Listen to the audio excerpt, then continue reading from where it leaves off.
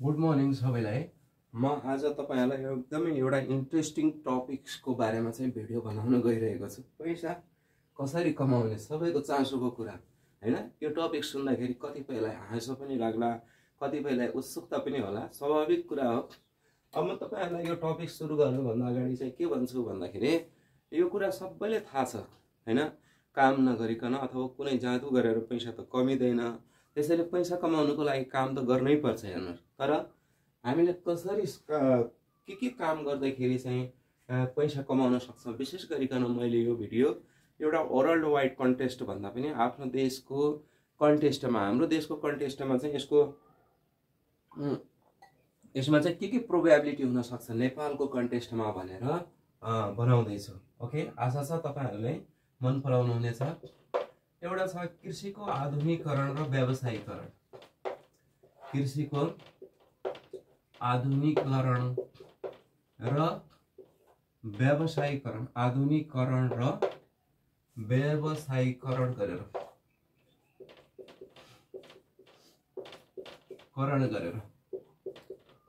कृषिमा हाम्रो कन्ट्रीको लागि चाहिँ ब्याकबोन भनेको सुरुदेखि नै एग्रिकल्चर सेक्टर ब्याकबोन हो। त्यसैले यसलाई चाहिँ हामीले एउटा ट्रेडिसनल भ्यू भन्दा पनि त्यसमा चाहिँ मोडर्न एप्रोचहरु लगाएर अथवा त्यसलाई प्रोफेसनल वेबाट बढी भन्दा बढी पैसा कमाउने तरिकाबाट चाहिँ हामीले एग्रिकल्चर मुभमेन्टहरु गर्यौं भने त्यहाँबाट चाहिँ हामी के गर्न सक्छौं, धेरै भन्दा धेरै पैसा कमाउन सक्छौं। अहिलेको केसमा चाहिँ कतिपय किसानहरु कृषि पेशाबाट पलायन हुनुपर्ने विभिन्न कारणहरु छ। राज्यको पनि यसमा चाहिँ केही धेरै कमी कमजोरी छ। तथापि हामीले यो गर्न सक्यौं भने यहाँबाट पनि हामीले मनकी आम्दानी लिन सक्नेछौं।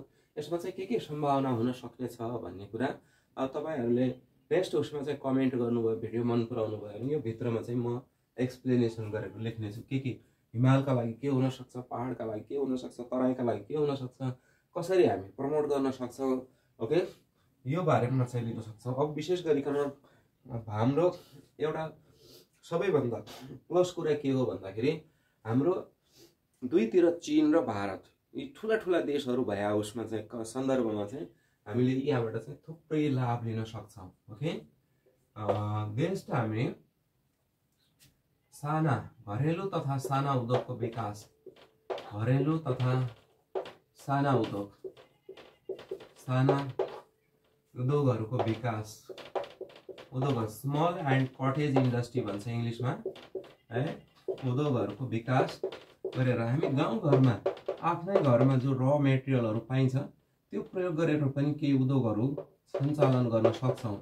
त्यस्तो उद्योगहरु सञ्चालन गर्यौं भने हैन, त्यहाँबाट पनि हामीले केही न केही, धेरै नभए तापनि केही न केही गर्न सक्छौं। जस्तो गाउँ घरमै पनि हामी के गर्न सक्छौं भने आफ्नै सिपसँग सम्बन्धित तपाईहरुको जस्तो यो ढुङ्गाबाट बनाउने, काठबाट विभिन्न एट्र्याक्टिभ हैन प्रोडक्टहरु बनाउने, ढुङ्गाबाट मूर्ति बनाउने, काठबाट विभिन्न प्रोडक्टहरु बनाउने, त्यस्तै गरी हातबाट बनाउने अन्य प्रोडक्टहरु हैन, हस्तकलासँग रिलेटेड यी प्रोडक्टहरु हामीले बनाउन सक्यौं भने यो हामी आफ्नो देशमा मात्र होइन कि विदेशमा पनि बिक्री गर्न सक्छौं। किनभने यो सस्तो हुन्छ, विदेशीहरुले सहजै यसलाई चाहिँ स्वीकार गर्न सक्छन्।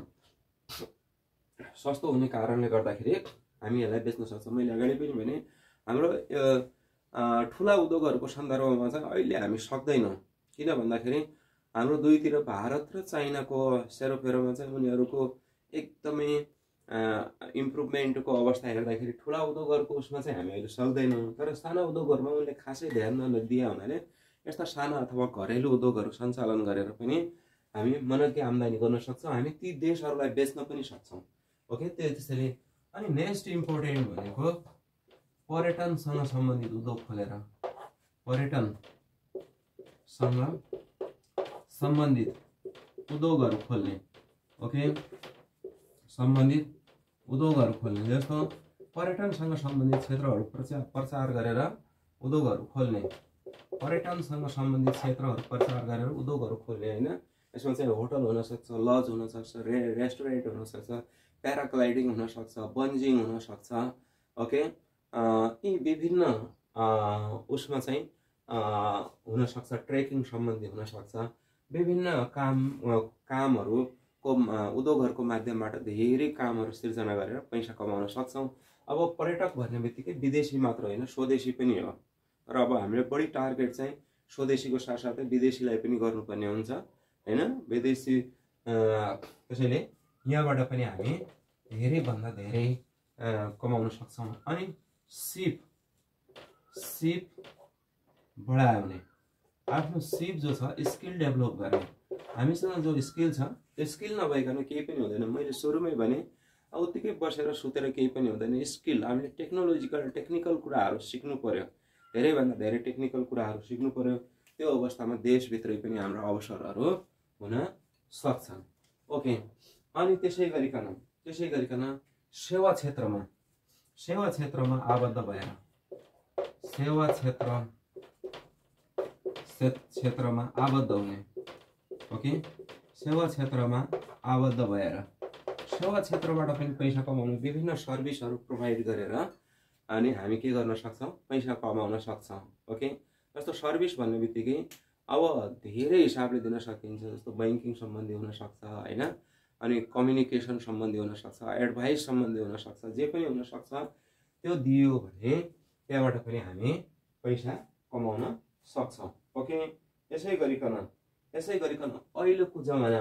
अहिलेको जमानामा हेरौँ त information and technology IT develop गरेर, इन्फर्मेसन एन्ड टेक्नोलोजीमा विकास गरेर, ओके, सूचना र प्रविधिको विकास, सूचना र प्रविधिमा पहुँच गर्ने तपाईका अवसरहरू धेरै हुन सक्छन्। सूचना र प्रविधिमा पहुँच छैन, हुन त यो कुरा स्किलसिपसँग रिलेटेड कुरा आइहाल्यो। त्यही पनि अब तपाईहरुले सूचनामा पनि पहुँच बढाउनु पर्यो। प्रविधि अहिलेको जमाना भने हामीले हातले काम गर्नुभन्दा पनि प्रविधि अथवा टेक्नोलोजीले काम गर्यो भने सजिलो हुन्छ। ओके, ल मैले यसरी यो आइडियाहरू गर्नुभयो भने नेपालको केसमा चाहिँ पैसा कमाउन त्यति गाह्रो छैन। अनि अर्को कुरा यहाँनिर म एउटा अर्को हामी यसमा एउटा पोइन्ट लिन सक्छौँ। प्राकृतिक साधनको उपयोग गरेर, प्रकृतिले हामीलाई धेरै उपहार दिएछ। ओके, प्राकृतिक साधनहरू उपयोग गरेर प्राकृतिक साधनहरू जस्तो वन, खनिज, जल हाम्रो चाहिँ प्राकृतिक साधनहरू हो। यिनीहरू उपयोग गरेर पनि हामी धेरै पैसा कमाउन सक्छौँ। जस्तो वन जङ्गलका जडीबुटीहरू उपयोग गरेर हैन, त्यहाँबाट पैसा कमाउन सक्छ। तपाईहरुलाई थाहा छ एसा गुम्बाबाट पनि नेपाली दाजुभाइहरूले राम्रै पैसा कमाएछन्।